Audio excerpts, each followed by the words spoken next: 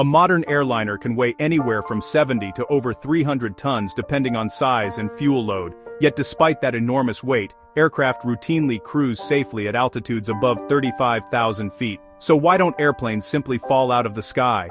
The answer lies in aerodynamics, aircraft design, propulsion, and pilot training, all working together within very strict safety margins. Understanding these basics not only explains flight, it also shows why aviation is one of the safest forms of transportation today. Consider a Boeing 747, fully loaded. It can weigh over 300 tons, the weight of dozens of elephants, a small office building, or a neighborhood of cars. Yet this immense object, constructed from metal and filled with fuel, cargo, and people, effortlessly climbs into the thin air. It ascends to altitudes of 7 miles, cruising where the sky turns a deep dark blue.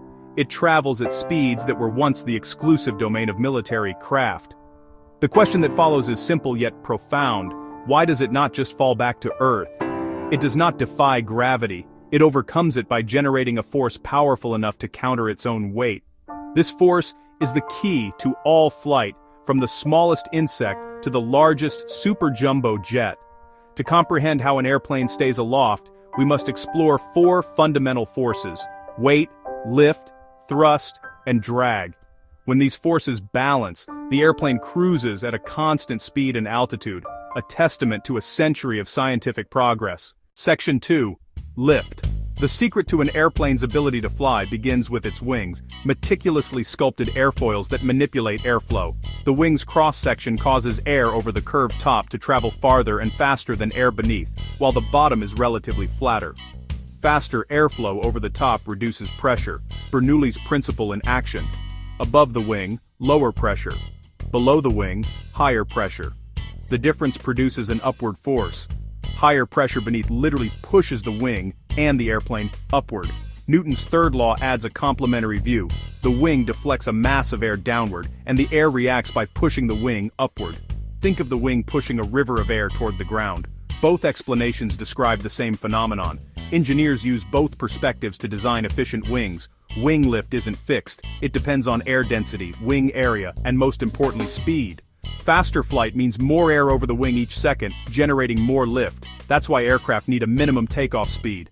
At higher altitudes with thinner air, the airplane must fly faster to keep the same lift. A continuous adjustment, managed by pilots and systems. In every phase of flight, the goal is simple: generate enough lift to overcome weight safely.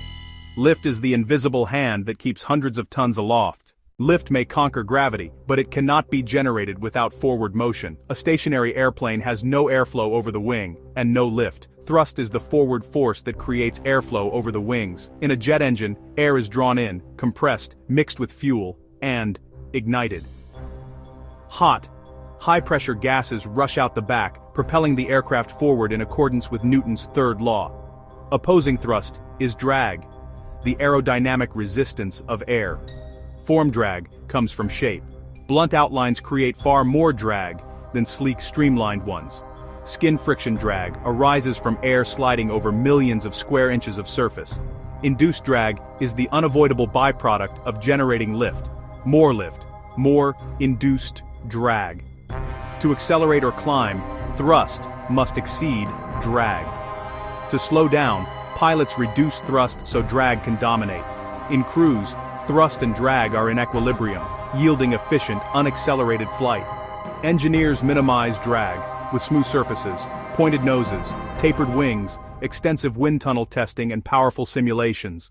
Lower drag means less required thrust and lower fuel burn, the reason modern airliners look so graceful and streamlined. Beyond wing shape and speed, pilots control the angle of attack, the angle between the wing's chord line and the oncoming airflow. Pulling back increases the angle of attack, deflects more air downward, and increases the pressure difference, producing more lift. During takeoff and approach, higher angles of attack help generate needed lift at lower speeds. Lift increases with angle of attack up to a critical point. Beyond it, airflow can't follow the curve. It separates, lift collapses, and drag spikes. Underspringen scan, omnaxipor, androgen hydrocorb, An aerodynamic stall. A stall is not an engine problem. It is purely aerodynamic and can occur at any speed if the angle of attack is excessive. Modern aircraft provide clear warnings, including stick shakers, as AOA nears critical. Recovery is counterintuitive to the uninformed. Reduce the angle of attack so airflow reattaches and lift returns. Once lift is restored, the pilot safely recovers the lost altitude. Managing angle of attack is a constant negotiation with the laws of aerodynamics, a core skill in aviation. Key terms: lift, drag, thrust, angle of attack, stall. Airliners are engineered with inherent stability, a tendency to return to straight and level flight after small disturbances. The horizontal stabilizer controls pitch and typically provides a slight downward force to balance the aircraft around its center of gravity. The vertical stabilizer controls yaw, keeping the nose pointed into the relative wind, like the feather on an arrow. Dihedral, the upward wing angle, provides roll stability. If one wing drops, it meets the airflow at a higher angle, producing more lift and righting the aircraft. Modern airliners use fly-by-wire. Pilot inputs go to computers, which command hydraulic actuators to move control surfaces.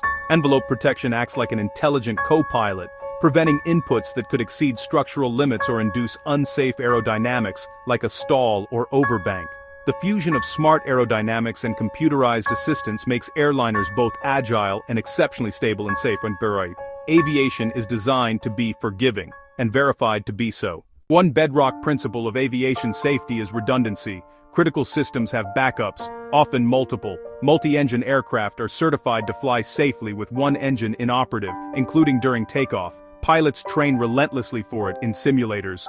Large airliners typically have their cyber-independent hydraulic systems. If one fails, others power the controls without loss of function.